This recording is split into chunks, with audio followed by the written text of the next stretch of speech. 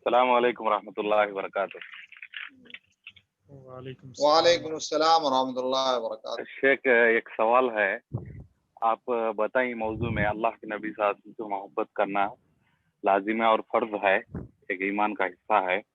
तो आजकल के इंडिया के अंदर आजकल के माहौल के मुताबिक जिस तरह का माहौल है हिंदुस्तान के अंदर है, पिछले तकरीबन एक 4-5 दिन या वारम पहले बहुत दंगे और फसाद हुए बेंगलुरु के अंदर, यही मामले को जो मोहम्मद साहब के ऊपर गुस्ताखी हुई थी। तो आज के दौर में इस तरह से कोई गुस्ताखी करता है साहबा के ऊपर, मोहम्मद साहब के ऊपर है, तो क्या इस तरह से लोगों को नुकसान पहुंचाना है? मुसलमान इस तरह से गाड़ियां जला के, घरों को जला के, इस तरह से बहुत सारा नुकसान कर देते हैं माशरे के अंदर, क्या इस तरह से हमें एक्शन ले सकते हैं? तो ये सवाल है। ये जो कुछ हुआ बेंगलोर में, जी, गाड़ियां जलाई गई, पुलिस स्टेशन का घेराव किया गया, ये इस्लामी नुक्ते नजर से भी और हिंदुस्तानी कानून के नुक्ते नजर से भी गलत है। इसलिए कि बुराई का खात्मा बुराई से नहीं किया जा सकता है, तशद्दुद का खात्मा तशद्दुद से नहीं किया जा सकता है। ठीक है, कसूरवार कौन था? जिसने फेसबुक पे लिखा। ठीक है, इस्लाम तो यहां तक कहता है कि आप उसके बच्चों को नहीं तकलीफ पहुंचा सकते। जिस शख्स ने लिखा है वो कसूरवार है। और हमें जिस मुल्क में हम रहते हैं, अगर इस्लामी हुकूमत होती तो इस्लामी हुकूमत फिर उससे मामला करती और वो हुकाम की जिम्मेदारी थी।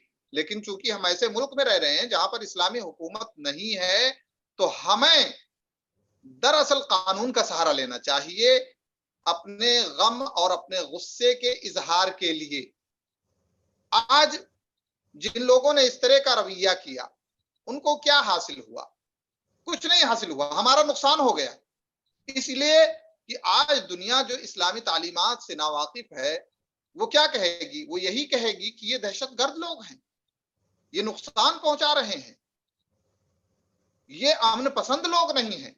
लेकिन आज जो हमारे इस्लाम की तालीम थी, हमारे इस्लाम का जो पैगाम था और हमारी मोहब्बत का जो पैगाम था, अल्लाह और उसके रसूल से मोहब्बत का तकाजा नहीं होता है कि अल्लाह और उसके रसूल के दुश्मन से हम जो है इस तौर पे बदला लें कि वो सबब बन जाए बहुत सारे मासूम और बेगुनाहों को सजा पाने का।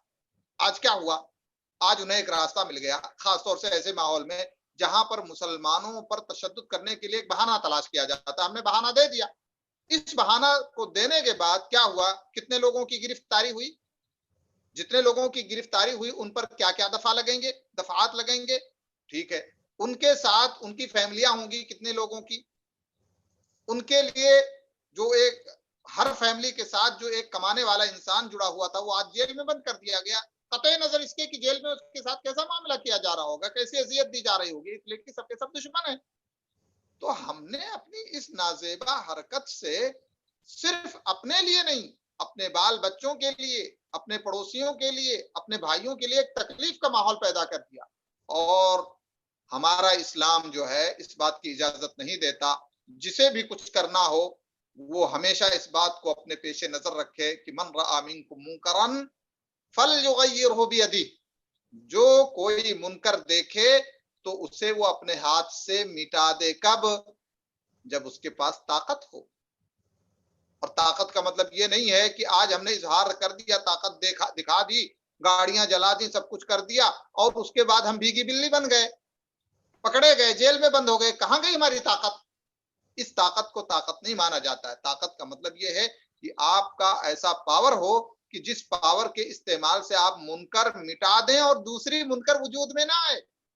अहले इल्म लिखते हैं कि अगर आप कहीं देख रहे हैं कि मुनकर है और उस मुनकर को मिटा करके एक उससे बड़ा मुनकर वजूद में आता है, तो आपको इजाजत नहीं है कि उस छोटे मुनकर को मिटाएं, इसलिए कि बड़ा मुनकर वजूद में आ गया। तो अल्लाह के नबी तो कहते हैं कि हाथ से मिटाओ मुनकर को, फ़इल्लम यस्तति। अल्लाह के नबी सल्लल्लाहु अलैहि वसल्लम ने फरमाया कि अगर हाथ से मिटाने की ताकत नहीं है, और यही आज हमारे हिंदुस्तान का माहौल है, हमारे अंदर पावर नहीं है हाथ से मिटाने का, तो फिर क्या कहें? फ़इल्लम यस्तति फ़बिलिसानिही, तो अगर ऐसा नहीं हो सकता है तो आप अपनी जबान से उसको मिटाएं। और जबान से मिटाने का मतलब यह है कि जबान एक इंसान की होती है और जबान एक कलम का होता है।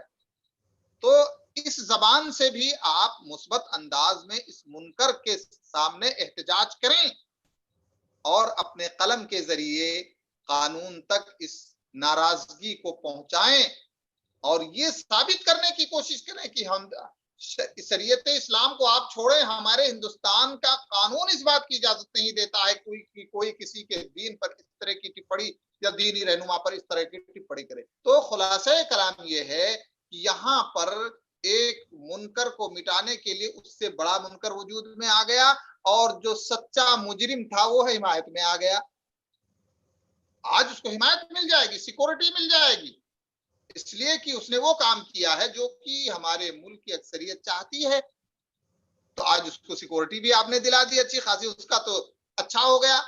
लोग मादी एतबार से भी उसका सपोर्ट कर देंगे, इसलिए कि आपने विरोध किया है, दुश्मनी की है, आपने उसके साथ वो किया है। तो अब उस तरह की जहनीत रखने वाले उसके हमदर्द बन जाएंगे। तो उसको आपने माली एतबार से मजबूत करने का सबब पैदा कर दिया, जानी एतबार से भी उसकी हिफाजत का सबब पैदा कर दिया। आपको हासिल क्या हुआ? आप खुद बदनाम हुए, आप खुद अजियत का शिकार हुए और आपने खुद अपने दीन को और अपने दीन के पैगाम को, जो पैगाम दरअसल जो है अमन अमान का पैगाम था, उसको आपने जो है बदनाम किया। तो ये जाहिलों का रवैया था और ये जाहिलियत का काम था। इस्लाम और इस्लामी तालीमात ऐसे तसर्रुफात से मुकम्मल तौर पे बरी हैं। जज़ाकल्लाह खैर शेख।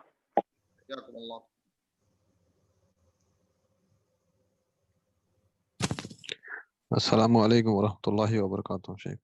खैरियत शेख?